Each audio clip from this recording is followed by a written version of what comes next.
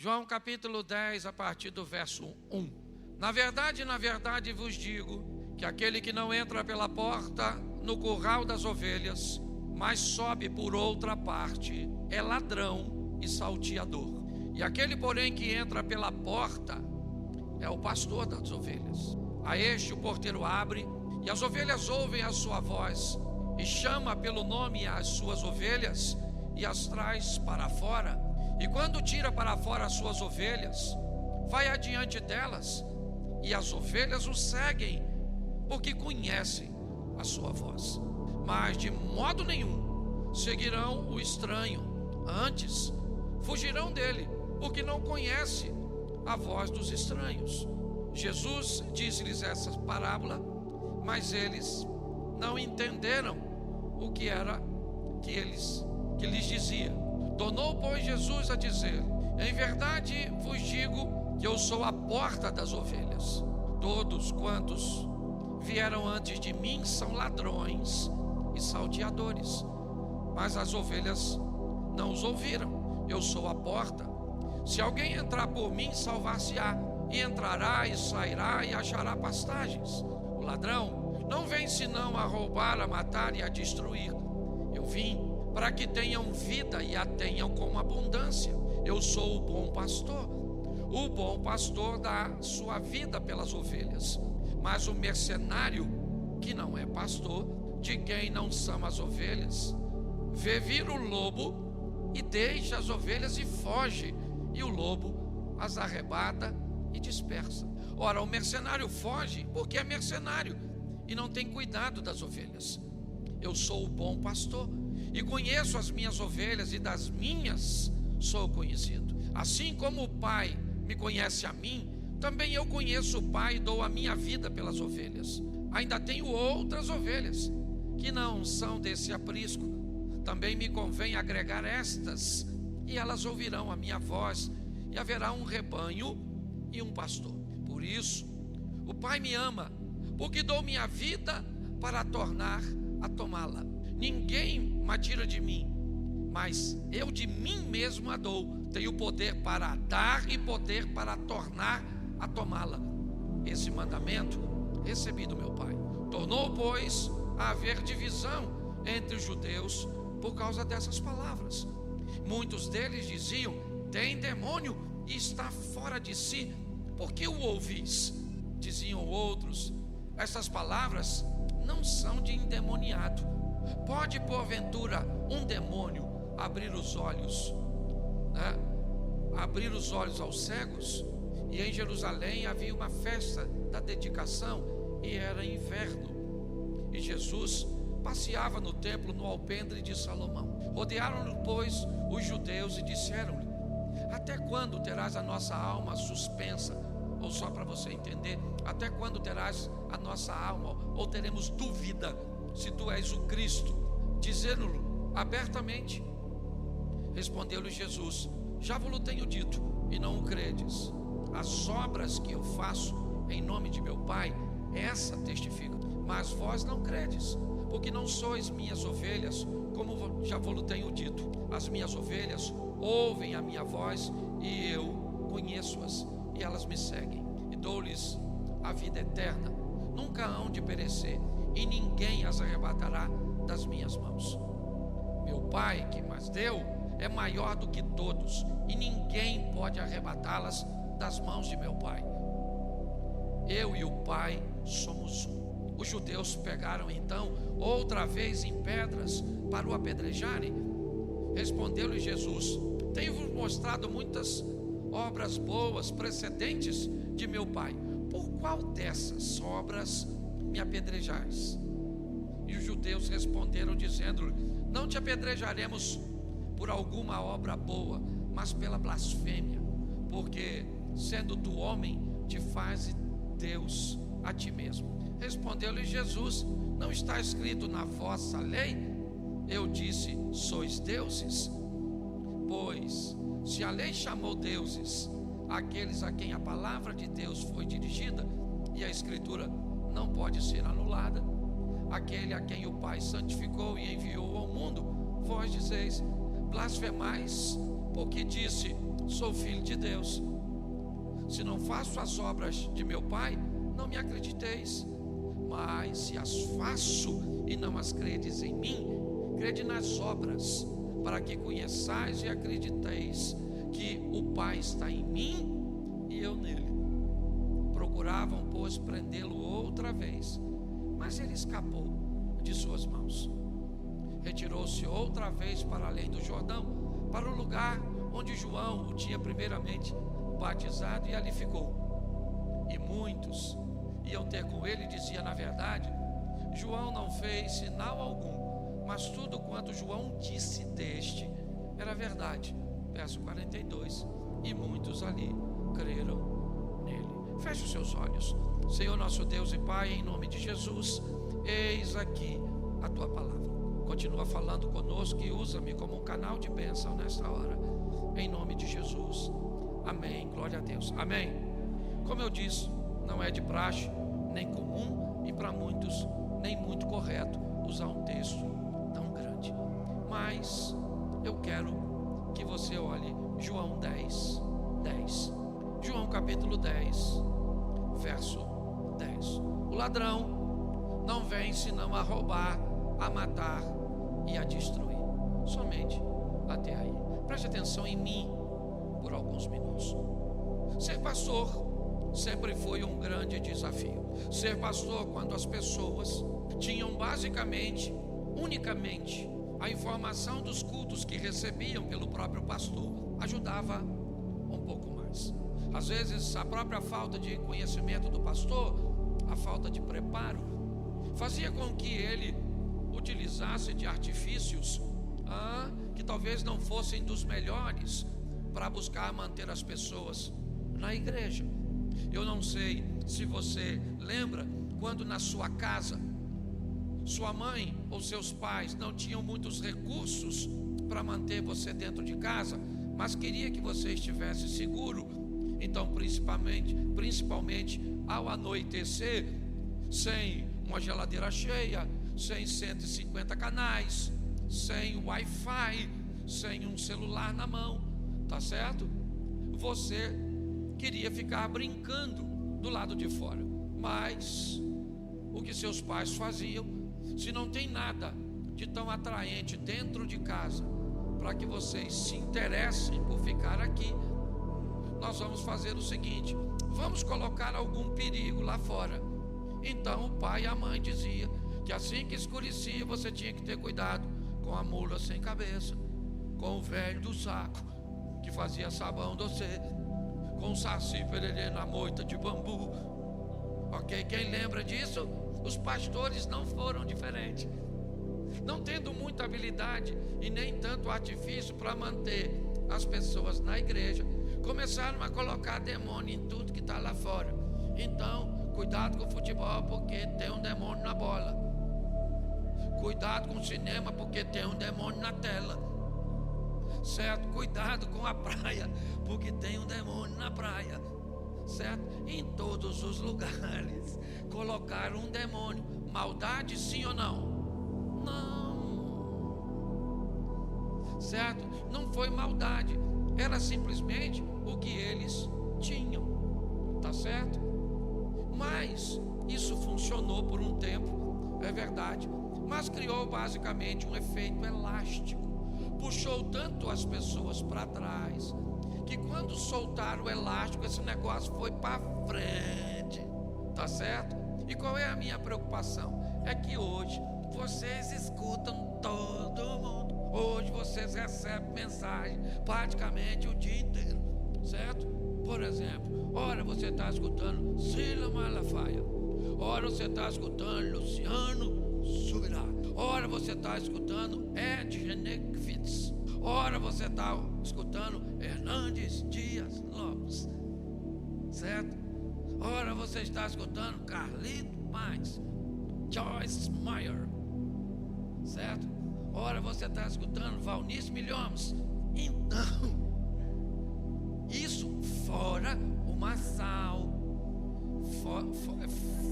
fora eu só estou falando das coisas boas, certo? de gente que até entende um pouco de teologia, ok?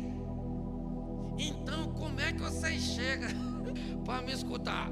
Provavelmente com a mente preocupada, tá certo? De tanta informação. E aí pronto, um acredita em demônio, outro demônio não existe, outro demônio fala com o defunto, outro defunto não fala. E aí Jesus vem no meio, vem antes, vem depois, é dicotômico, tricotômico, nem não sabe nem o que é, mas vamos para dentro. Você está entendendo? Aí dá uma bagunçada danada. E o que o pastor da igreja tem que fazer? Pedir misericórdia ao Eterno. Por quê? Porque a mente da maioria das pessoas está bagunçada. E é importante você entender que normalmente a vida não é como é de fato, e sim como você enxerga e acredita. E qual é a minha grande preocupação? É que você vem principalmente para um culto de quarta-feira, que é um culto de campanha, onde as pessoas cantam, pregam, motiva você para vencer, e você só se lasca. Se lasca um mês, se lasca 2 meses, se lasca 6 meses, se lasca. Caso uma vez dá errado, cai, a segunda também deu ruim. Aí pegou a terceira e deu ruim também. E vai para a quarta, e vai aqui, tá igual a mulher lá, samaritana. E vambora, e monta o negócio, dá errado, e o outro deu pior que o primeiro. É na verdade. E você entrou ruim, e entrou aqui, aí é que piorou. E aí eu fico preocupado quando isso dura muito tempo. Porque normalmente você vai pensar que a gente está a fim de enrolar você. Esse pessoal aí fica falando aí, ó, mentira danada. Falou que eu vou vencer. Vou vencer nada, estou torcendo até pro Vasco. Não, na verdade. É brincadeira, tá certo? Brincadeira, eu gosto de brincar, tá certo? O ladrão não vem senão roubar, matar e destruir. O texto não está falando que o ladrão é Satanás. Jesus está falando que há líderes que se comportam como ladrões, com o intuito de roubar, de matar e de destruir. Então eu gostaria de dar a você, tá, uma visão para que você possa raciocinar, ok? Porque qual é o grande prejuízo da estrutura? É que grande parte das pessoas ignoram a sua capacidade de raciocínio e acaba ficando com o raciocínio e interpretação de outras pessoas.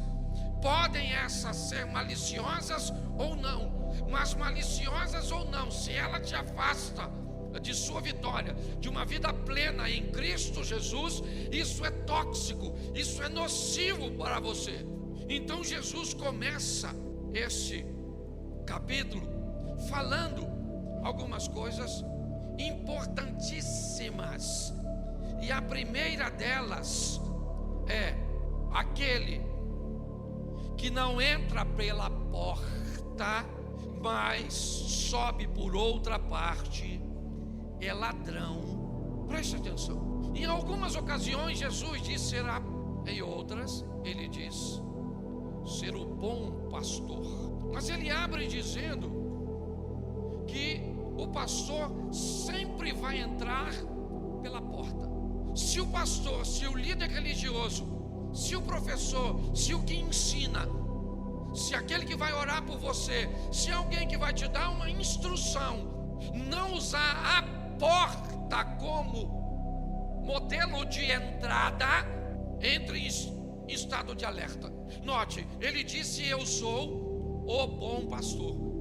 Mas mais à frente, né, e ele diz que o pastor entra pela porta. E à frente ele diz: eu sou a porta. Ou seja, o que Jesus está indicando é que qualquer pessoa que vai apresentar o reino de Deus só pode apresentar esse reino oferecendo ele como modelo de entrada. Qualquer outro modelo de entrada que não seja Cristo, que morreu e pagou pelos nossos pecados, precisa ser revisto e questionado. Então, se vai entrar, se é pastor, certo? Precisa entrar pela porta. E quem é a porta? É Cristo. Isso é o que ele oferece já logo no início dessa estrutura, dizendo que se alguém vai falar alguma coisa, certo? vai oferecer o reino dos céus através dele, por ele. É assim que funciona. O verso 1 diz: na verdade, aquele que não entra, certo, pela porta do curral, ou seja, aquele que não entra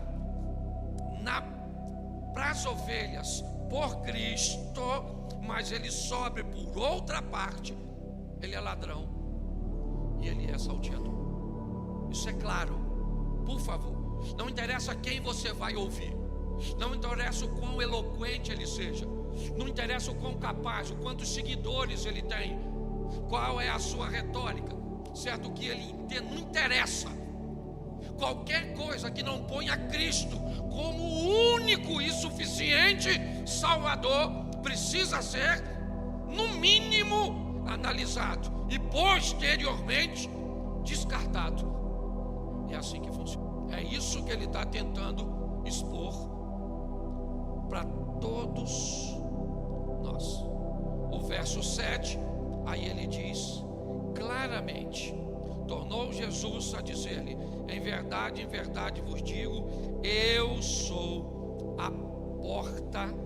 Atos dos Apóstolos, capítulo 5, verso 36. Atos 5, isso. Porque antes desses dias se levantou Teudas, insinuando ser ele alguma coisa, ao qual se agregaram cerca de 400 homens, mas ele foi morto, e todos quantos lhe prestavam obediência se dissiparam e deram em nada. Verso 37. Depois desse, levantou-se Judas o Galileu, nos dias do recenseamento, no ano que Jesus nasceu, tá certo? Foi nesse ano, o ano que Jesus nasceu, já tinha um cara por nome Judas o Galileu, que foi no dia, certo, do recenseamento, que levou muitos consigo. Também este pereceu, e todos quantos lhe obedeciam foram volta para o capítulo 10, verso 8, porque é disso que Jesus está dizendo no 10.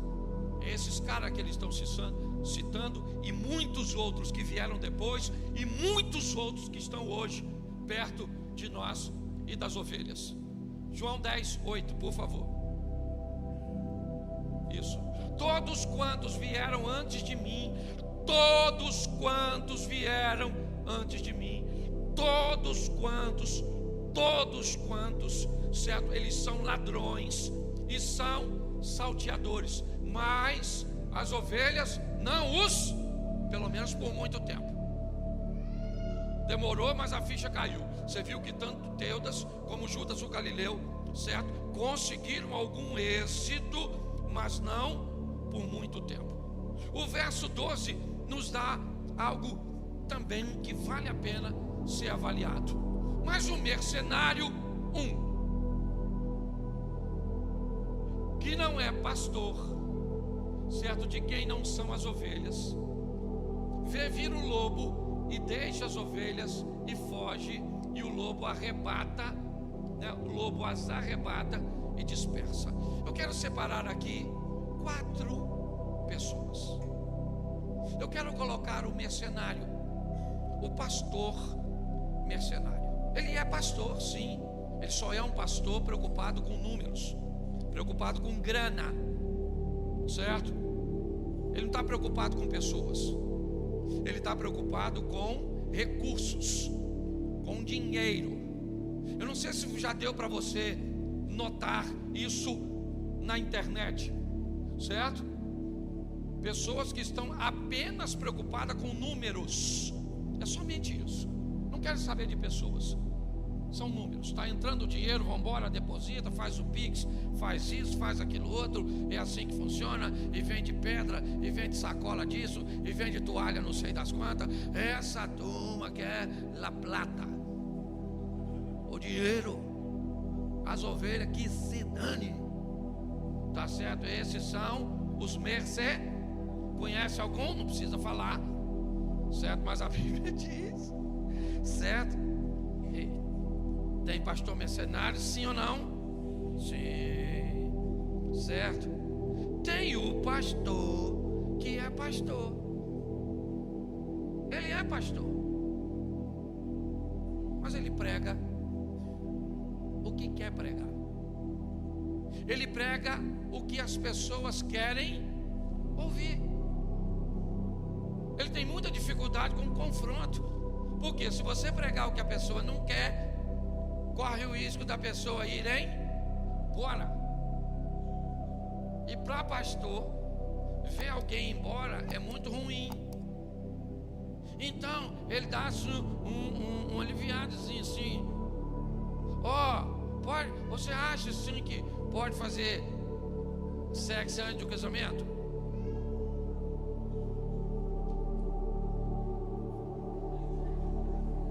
Não, assim, como é que, assim, como? Em que situação? Morar junto, não morar junto? Como é que é um negócio assim? Faz direito, não faz, faz só metade? Como é que funciona? Não, assim, pode servir a Deus em integridade e não colocar seu recurso financeiro?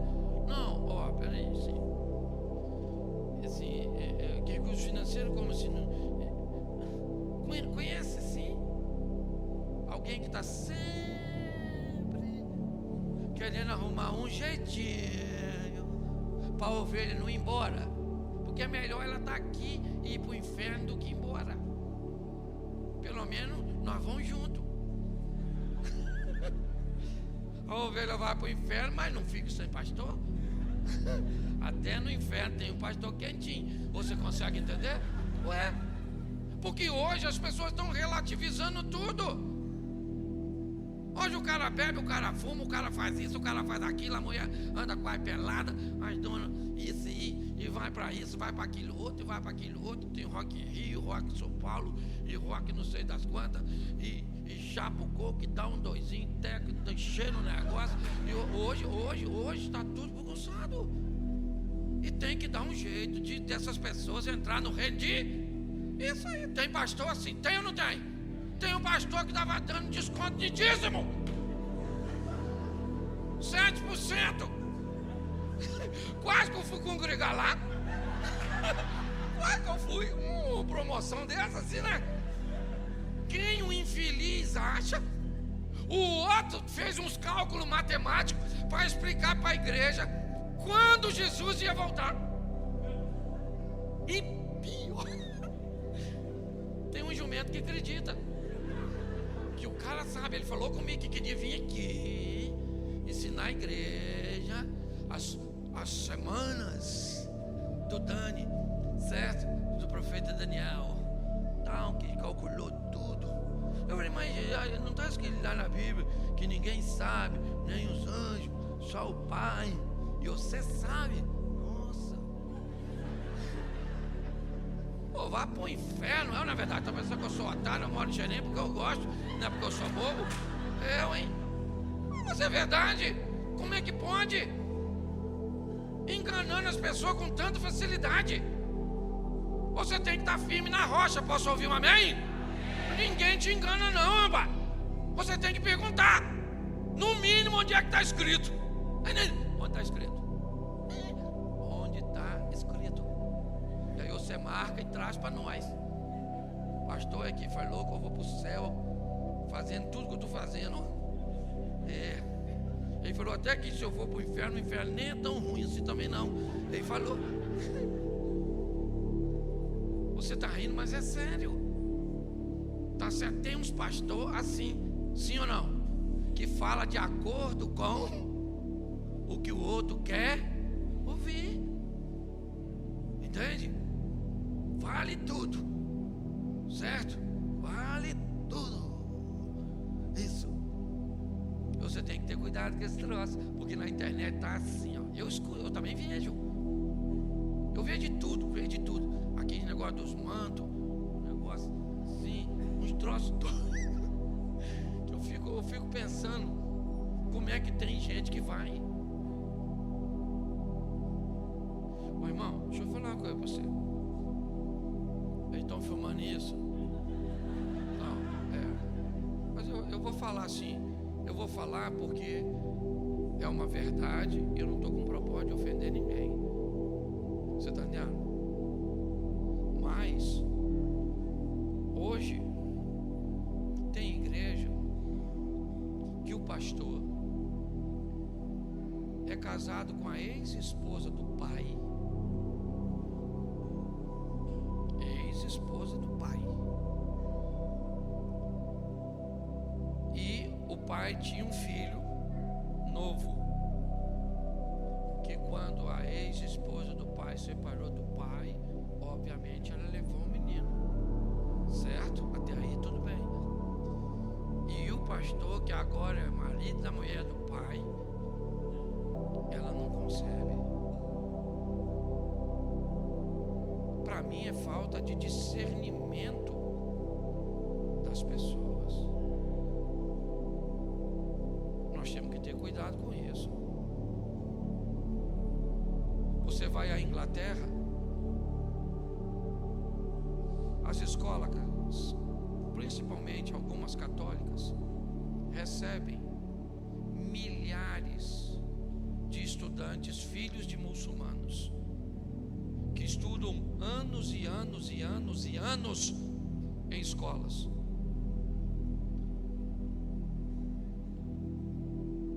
E no final de cada aula eles voltam para casa mais muçulmanos do que foram. Os nossos filhos frequentam 2 aulas de filosofia, voltam para casa achando que Deus não existe. Pare e pense. Nós precisamos preparar melhor isso. É um grande desafio para todos, até você como pais. Então nós temos o mercenário que faz por dinheiro, e nós temos alguns que não fazem por dinheiro não, certo? Mas querem é ter a igreja cheia. Vem aqui na igreja da gente, igual tem gente que vem aqui, olha essas cadeiras aqui tudo lotado e diz assim: não, você foi lá, não sei o que, tem 1.500 lugares. Eu falo: não, tem 850 apertado. Porque eu conheço gente que me parece, uns têm numerofobia. A igreja não pode crescer porque o cara tem medo de números. Se crescer, perde a qualidade. Outros têm numerolatria, são adoradores de números. Os números sempre são mais importantes, porque a minha igreja, a minha escola dominical, certo? A minha arrecadação. Então nós estamos precisando de uma igreja pronta para sobreviver a isso, aos mercenários, a esses camaradas que estão prontos para dizer o que as pessoas querem ouvir. O terceiro é um bom pastor. Ele também está em João 10, já no finalzinho. Seu nome é João Batista. João foi confundido com o bom pastor, porque eu disse que somos 4. Então nós temos um mercenário, o pastor, um bom pastor e o bom pastor. Jesus disse: eu sou o bom pastor, e por ser o bom pastor, eu dou minha vida pelas. Então ninguém vai ser o bom pastor. O bom pastor só tem um, e ele é Cristo. João disse aí: eis aí o Cordeiro de Deus que tira o pecado do mundo. O que João era? Um bom pastor. O que um bom pastor faz? Sempre aponta para o. A função de um bom pastor é sempre apontar para o. É por ele, para ele. Ah, pastor, esse negócio de céu e inferno, o que disse o bom pastor? Contou uma parábolazinha do rico e do Lázaro. Ali ele mostra que existe 2 ambientes depois, sim ou não? O que diz o bom pastor? Sem santificação ninguém verá a Deus. A função de um bom pastor, primeiro, é nunca achar que ele é o bom pastor. Porque o que eu conheço de pastores que pensam ser ele o bom pastor, pastores que acham que têm o direito de cercear o raciocínio das pessoas que o ouvem, que determinar o que elas devem fazer. Que se vem um cantor que você admira na igreja tal, você não pode ir. Não pode ir numa festa em outra igreja, não pode ir em nenhum outro ambiente. Para mim, esse camarada acabou achando, certo? Ele, como um bom pastor, ele pode te chamar, te oferecer algumas informações e alguns conselhos que possam te ajudar. Mas acreditar ele mesmo ser o bom pastor é um grande problema. No verso 14, olha o que disse Jesus. Vamos lá? Eu sou o. Ele não disse ser um bom pastor. Ele disse: eu sou o bom pastor. Conheço as minhas e as minhas ovelhas. Isso. Mas as ovelhas só conhece ele se ela tiver um bom pastor. As ovelhas serão capazes de saber que estilo de vida precisam ter, como viver, certo? Como alguém que pertence ao bom pastor, mas precisa conviver ainda neste mundo. A Bíblia diz: vós não sois deste mundo, nós somos cidadãos dos céus. Quando eu começo a fazer isso, o que acontece? Eu começo a nortear a minha vida. Jesus vai jogar duro. Aqui o texto é muito grande, mas preste atenção no que Jesus, no que vai ser dito. Ele não, o que os ladrões vão dizer mediante a isso. Do verso 19 ao 21, coloca por favor. Por causa dessas palavras ditas por Jesus, rompeu nova dissensão entre os judeus. Muitos deles diziam: ele tem demônio e enlouqueceu. Por que o ouvis? Outros diziam: este modo de falar não é de endemoniado. Pode, porventura, um demônio abrir os olhos dos cegos? Preste atenção que Jesus agora está diante de uma situação bem delicada.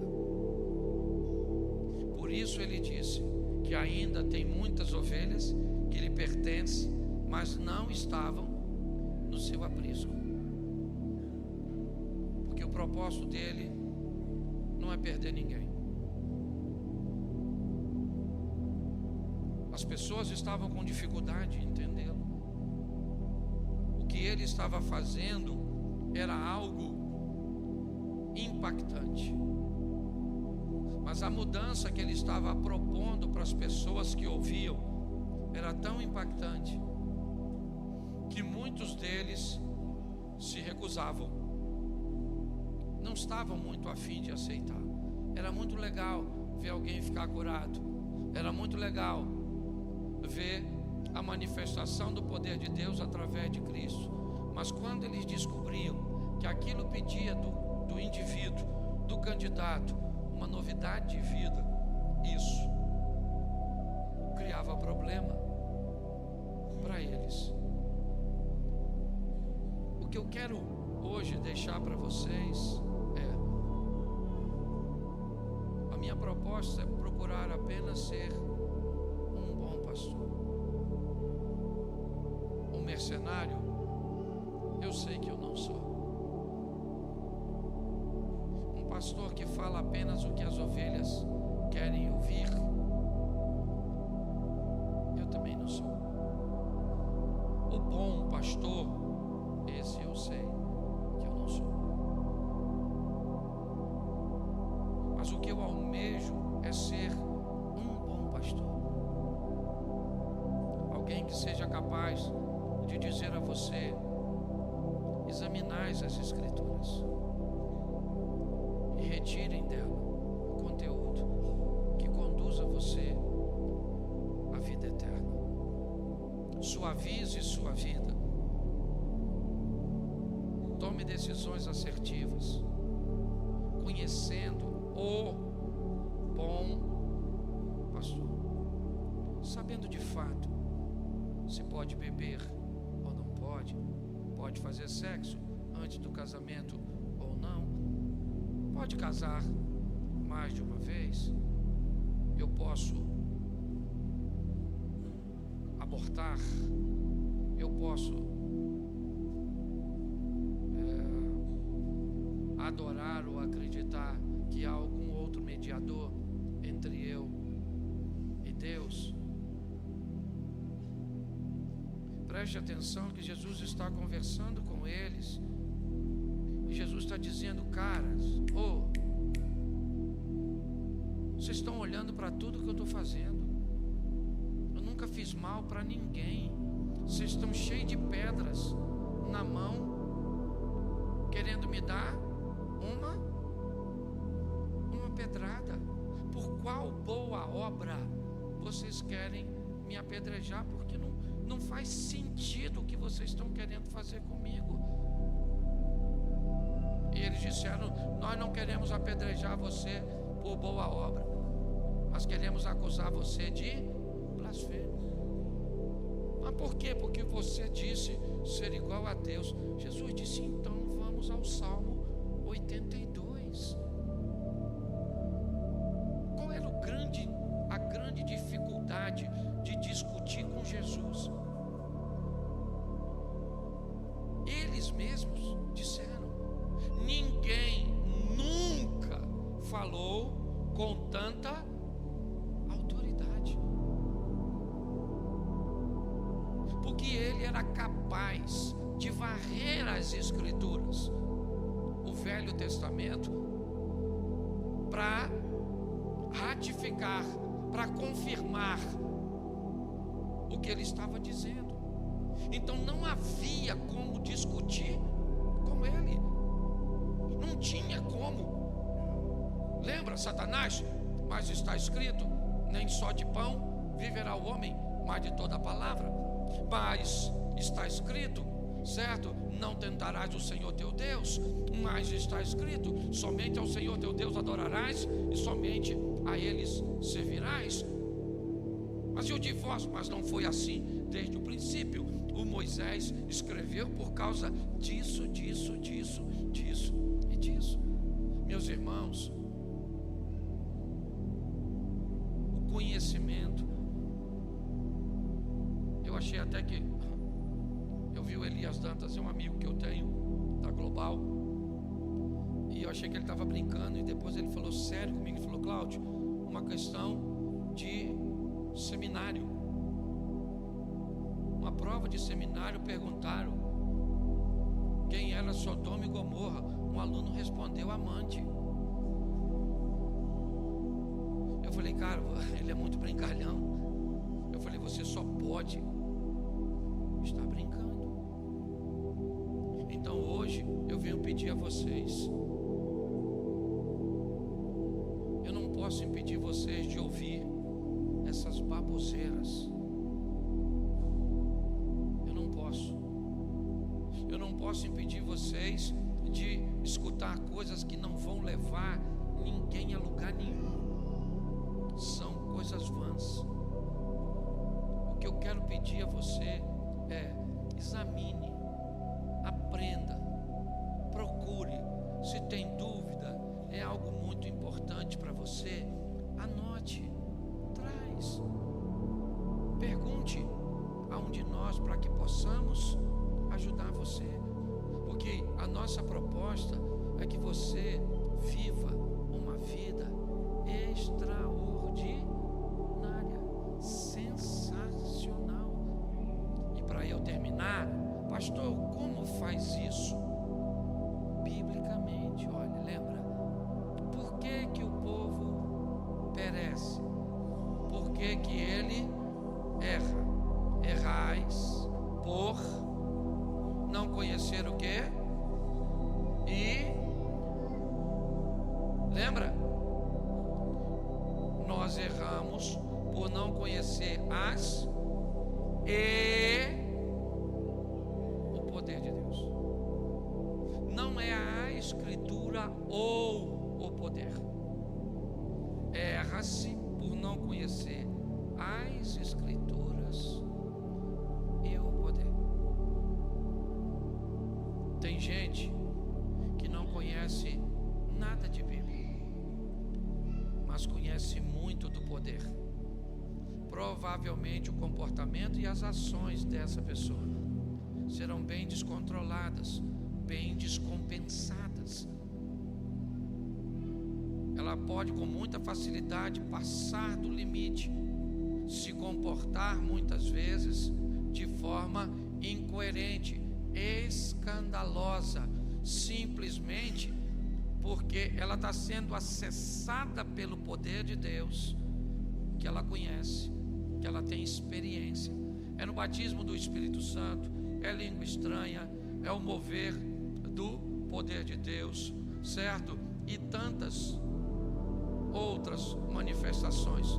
Mas por não ter conhecimento da palavra, ela estabelece movimentos inadequados, barulhos inadequados, fazem isso em momentos inadequados, e ao invés do nome do Senhor ser glorificado, ele acaba sendo questionado e envergonhado. O poder é de Deus, sim ou não? Mas não há conhecimento para gerenciá-lo. Aí você vai pegar alguém que conhece muito da palavra, mas não conhece nada do mover de Deus. Aí Deus não tem poder de cura. Aí falar línguas estranhas é uma aberração. Aí interpretação de línguas, certo? Profecias, todas essas coisas que manifestam o poder que estão na palavra são negligenciadas. Então uma igreja, uma pessoa, certo? Que ela conhece o poder de Deus e as escrituras, ela sabe, ok? Agir de forma que o nome do Senhor seja glorificado. Então, nós somos uma igreja pentecostal. Nós acreditamos nos dons, na manifestação do poder, mas se tiver alguém descompensado aqui, a gente vai entender que é Deus, mas vai chamar num cantinho e explicar a ela que o Espírito é sujeito ao profeta, como a língua deve ser dita, tem interpretação? Não tem. Como é que funciona? Para que venhamos crescer